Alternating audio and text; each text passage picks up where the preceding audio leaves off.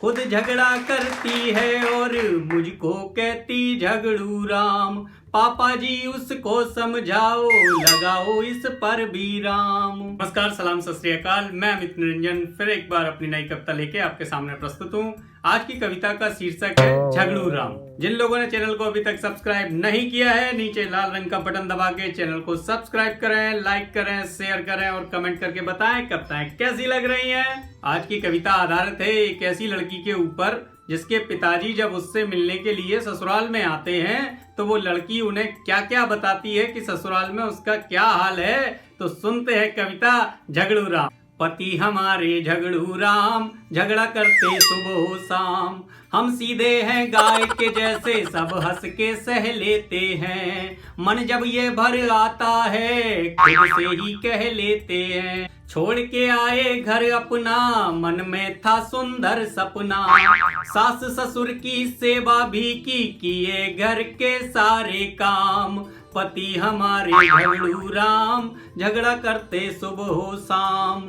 दिन रात मैं करूं विचार, कैसे पाऊं उनका प्यार। झगड़ों के चक्कर में पड़ के हो गया है बंटाधार।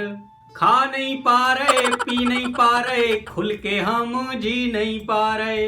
मझधार फंसी मेरी नैया, पार लगाओ आके राम। पति हमारे झगड़ू राम, झगड़ा करते सुबह शाम।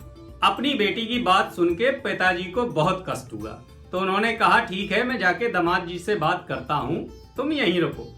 तो वो जाके दामाद जी से बात करने के लिए पहुंच जाते हैं। अब उनसे पूछते हैं कि भाई बताओ क्या कष्ट है, क्यों झगड़ा करते हो, क्यों लड़ते हो हमारी बेटी से।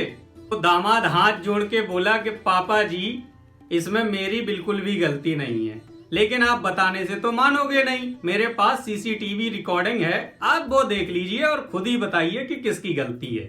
तो अब वो उन्हें सीसीटीवी रिकॉर्डिंग दिखा के यह बोलता है।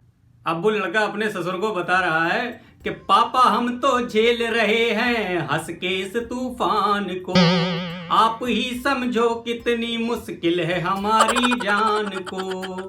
बन के मासूम आपको कथा सुना रही होगी, बन के मासूम आपको कथा सुना रही होगी। कितनी परेशान है ये व्यथा बता रही होगी। खुद झगड़ा करती है और मुझको कहती झगड़ू राम।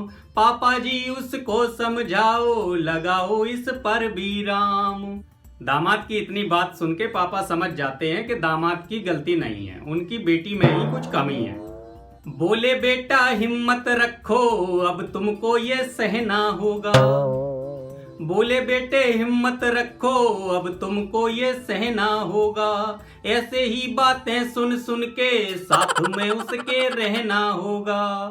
ये है फल उस बेल का जो मेरे घर में रहती है। खुद ही झगड़ा करती है और मुझको झगड़ू कहती है। पिताजी बोलते हैं कि उनकी बेटी है, इनकी माँ हमारे घर में है, वो भी मुझे ऐसे ही परेशान करती है। अपने ससुर की बात सुन के दामाद जी हाथ जोड़ के बोलता है कि वाह ससुर जी, आप तो कमाल करते हो। ससुर की बातों से दामाद में हिम्मत आई, वो हंस के निपटा देता था जब भी हुई लड़ाई। हंस के निपटा देता था जब भी हुई लड़ाई। धन्यवाद दोस्तों, मिलते हैं फिर एक नई कविता के साथ, तब तक के लिए नमस्कार, धन्यवाद।